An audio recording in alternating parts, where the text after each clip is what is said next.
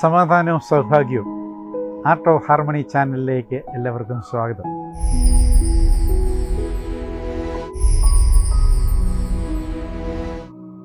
ജീവിതത്തിൻ്റെ താളം കണ്ടെത്തുന്നവർ അനുഗ്രഹീതരാണ്, ഭാഗ്യവാന്മാരാണ്.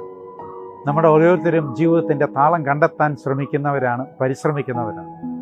ചിലവരൊക്കെ നമ്മളോട് പറയാറുണ്ട്, ജീവിതത്തിൻ്റെ താളം തെറ്റിപ്പോയി. ജീവിത അനുഭവങ്ങൾ താളം തെറ്റിയ അനുഭവങ്ങളിലേക്ക് എത്താറുണ്ട്. താളം കണ്ടെത്തുക എന്നുള്ളതാണ്, ജീവിതത്തിൻ്റെ ബാലൻസ് കണ്ടെത്തുക എന്നുള്ളതാണ് നമ്മുടെ ഓരോരുത്തരുടെയും ജീവിത ലക്ഷ്യം.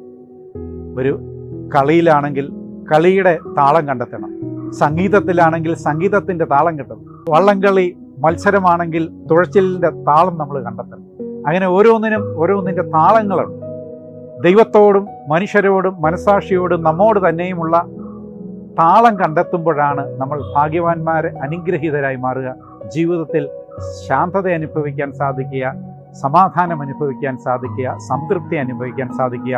ഓരോ നിമിഷവും അനുഗ്രഹപ്രദവും ധൈര്യം നിറഞ്ഞതുമായി മാറുന്നു. ഓരോ ദിവസത്തും ജീവിതത്തിൻ്റെ താളം കണ്ടെത്താൻ നമ്മൾ പരിശ്രമിക്കുന്നു. ഇങ്ങനെ താളം കണ്ടെത്താൻ നമ്മൾ പരിശ്രമിക്കുമ്പോൾ നമ്മുടെ ജീവിത അനുഭവങ്ങളുടെ വെളിച്ചത്തിലാണ് നമ്മൾ താളം കണ്ടെത്തേണ്ടത്.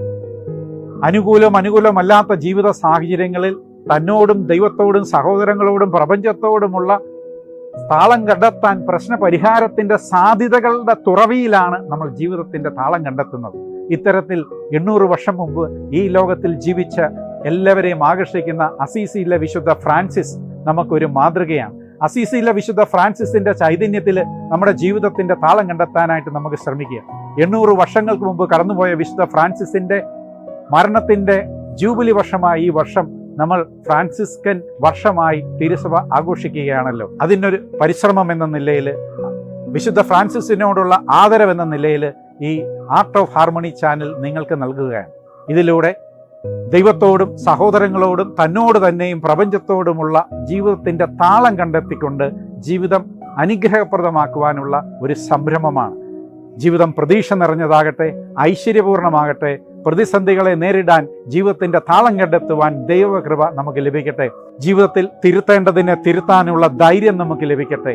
തിരുത്താൻ സാധിക്കാത്തതിനെ അംഗീകരിക്കാനുള്ള ധൈര്യം നമുക്ക് ലഭിക്കട്ടെ. തിരുത്താൻ സാധിക്കുന്നതും തിരുത്താൻ സാധിക്കാത്തതും ഏത് എന്ന് വിവേചിച്ചറിയാനുള്ള ജ്ഞാനം നമുക്ക് ലഭിക്കട്ടെ.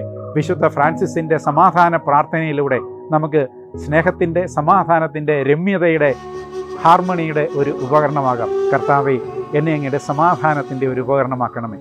വിദ്വേഷമുള്ളടത്ത് സ്നേഹവും, ദ്രോഹമുള്ളടത്ത് ക്ഷമയും, സന്ദേഹമുള്ളടത്ത് വിശ്വാസവും, നിരാശയുള്ളടത്ത് പ്രത്യാശയും, അന്ധകാരമുള്ളടത്ത് പ്രകാശവും, സന്താപമുള്ളടത്ത് സന്തോഷവും ഞാൻ വിതയ്ക്കട്ടെ.